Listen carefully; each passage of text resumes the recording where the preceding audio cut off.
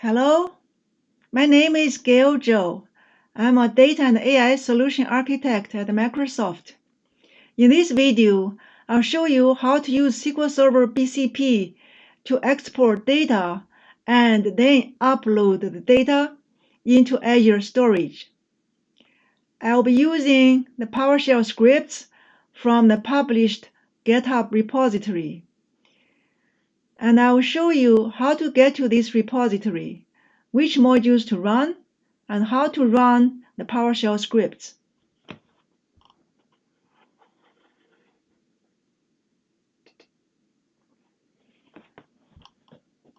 In your browser, if you type GitHub Azure Synapse scripts and accelerators in one word, you get a list of links. This our repository usually shows up on top. So this is our GitHub repository name. This is the full name. So you click this, you get to our repository. You can download the code to your laptop and use the code from your laptop. The modules we use to do the SQL Server to Synapse migration are in this folder, Migration and SQL Server.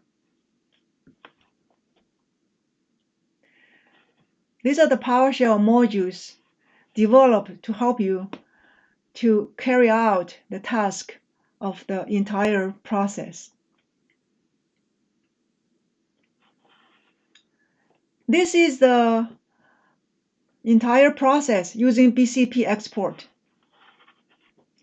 You can use this module 1 translate DDL to translate tables, and then use the module 5 to run SQL files in Synapse. Your tables will be migrated.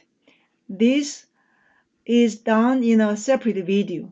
I encourage you to watch that if you haven't done so for table migration.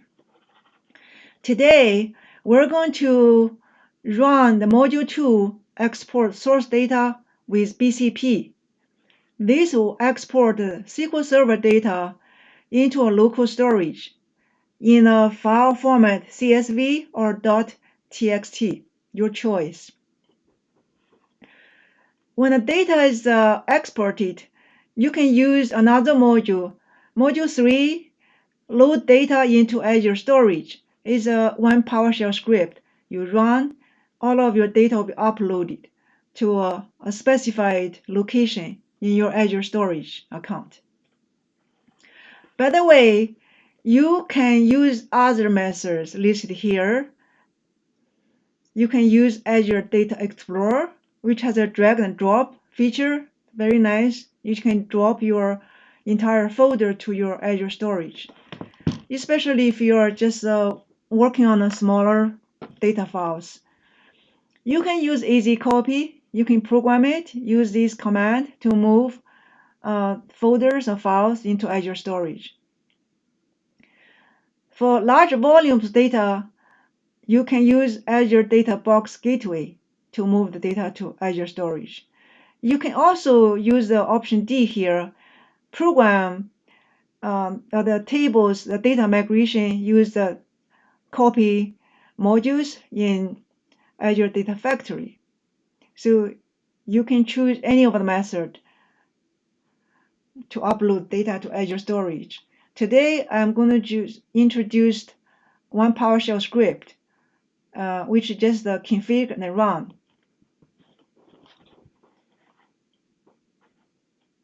Okay, so these are the modules here, and I have downloaded this in my local directory.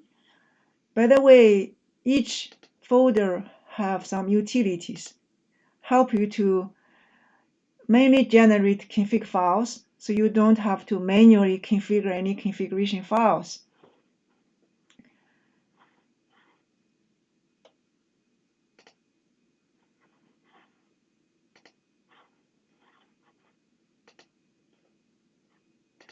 So I have downloaded all the modules here in my local directory. This is exactly the structure as what you have here. Okay, so let me minimize this. Let's work on this. So we're going to use the module 2 to export data. The module 2 has one PowerShell script, export source data.ps1. This is a PowerShell script you need to run. This takes two configuration files. One is export tables.csv. The other one is only one of these, a JSON file. See, let me just open this JSON file quickly. So this is your server name, the SQL Server name, fully qualified name. Server type is always SQL. Integrated security, if it's no, you will need to provide the credentials for this SQL Server. If it's yes, PowerShell will not ask for credentials, assuming you have integrated security. Output folder. This is specify where you want to put data. My configuration file say I have the migrate master, I have output folder for the module 2. Output file format, CSV.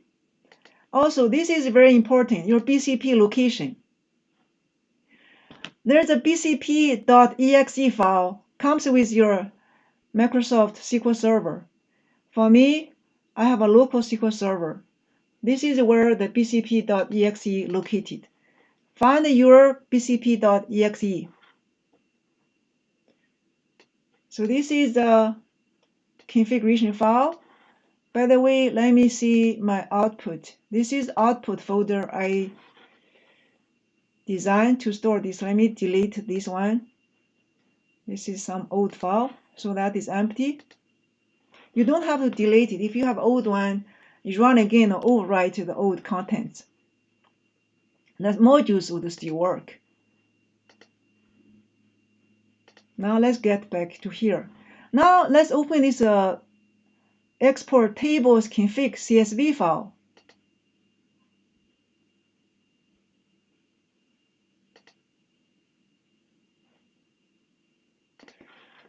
Okay, so this one has a few columns. The active is 1 or 0. If you make this 0, PowerShell will skip this row. For the ones, PowerShell will export each table. This gives you option. If you already get a table exported, you can make it 0 and export the rest. In fact, you can make it all of these 0 just trying to run the script. And later you can make it to all 1. Okay, so I'm going to migrate all of the tables. This is my database name. This is the SQL Server database name, schema name, table name, encoding. And use query say, hey, use the query I provide. So if it's 1, I'm going to use the query here. This is also generated. I am going to show you how to generate this file. Your row delimiter, column delimiter, and a few useful things. I'll explain this in utility I'm using to generate this. Okay, so the utilities. We have a SQL script help you to generate that CSV file. I have it open here.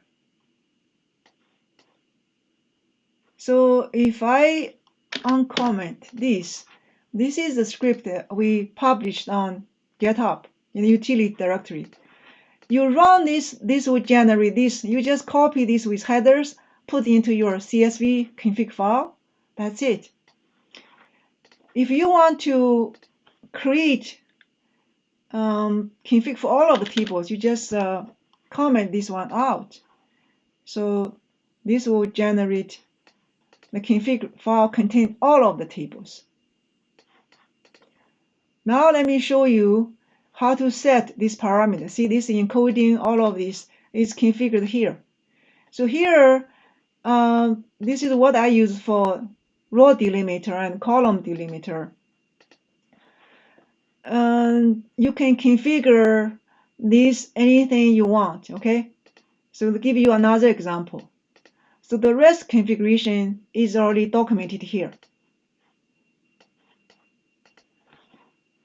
So this is already generated. I'm using that file, and I'm going to run this script now.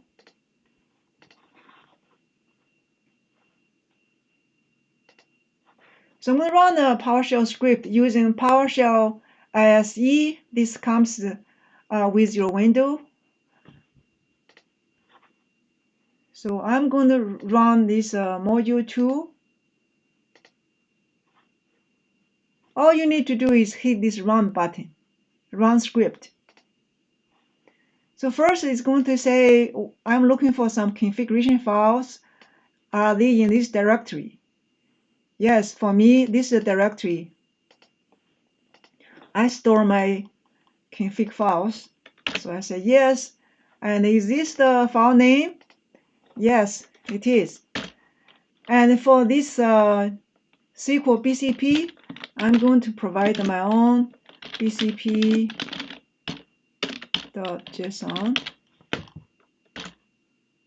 Okay, so this is showing the result. The green one is actually the BCP command, the PowerShell script generated for you. All of the purple lines are informational. And this says check your output in this migrate master output to export source data with BCP.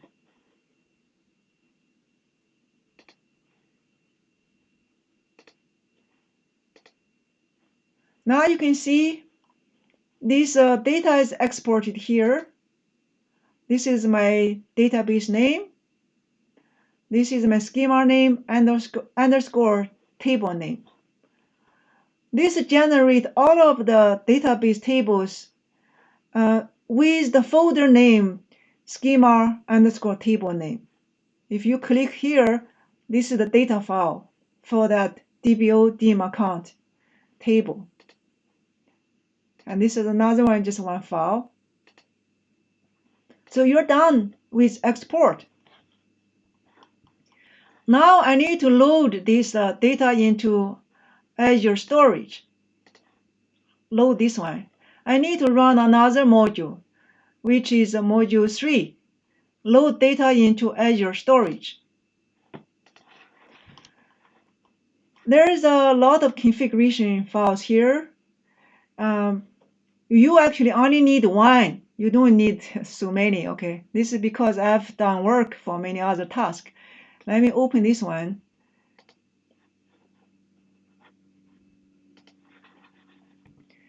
So the config file is asking, where do you have easy copy? So you need to download easy copy, put in a directory, your choice, and just provide directory name. You provide Azure subscription ID here, and your resource group name, storage account. Normally, you should just choose this if you own the account. What this does, our PowerShell script will use your credential to generate a access key, shared access secret key. And then you can specify how many hours that key should be valid. If you don't own an account, the account owner may give you a key. If the account owner give you a key, you can see no, but then you just get your key here, insert your actual key here. In that way, PowerShell script will use the access key, and you don't need to log in. If your keys are valid, and this should work. So next thing I'm going to ask is that container name. Where do you want me to upload the file to? This is container name. Next one is your folders to upload. This one, for me, I only need to upload one folder today. If you need to upload additional folders, you give a comma here. You say I need to load another table, so another folder. So you can do that. For us today, I only have one folder to upload.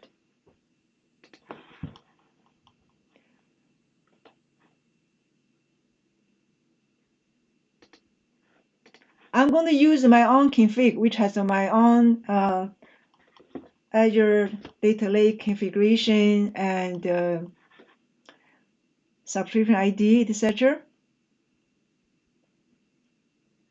Now I need to run this PowerShell module, load data into Azure Storage.ps1. So first, let me clear the board, get rid of this, and open the file of module 3.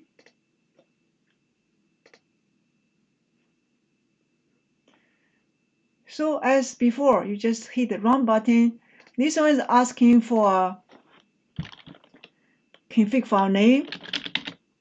I'm going to use my own upload config poz.json. So this one, in my config file, I asked PowerShell script to generate the key for me. So it's asking me to be authenticated to my account. I'm going to move this away and get authenticated.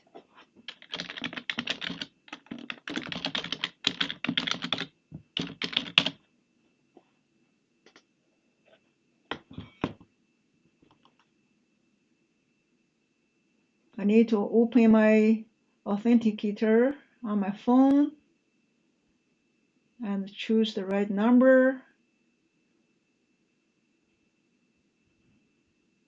All right.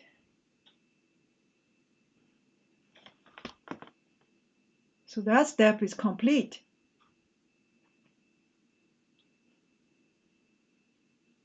Now it says successfully generated the SES key. It took 61 milliseconds and it's uploading the file.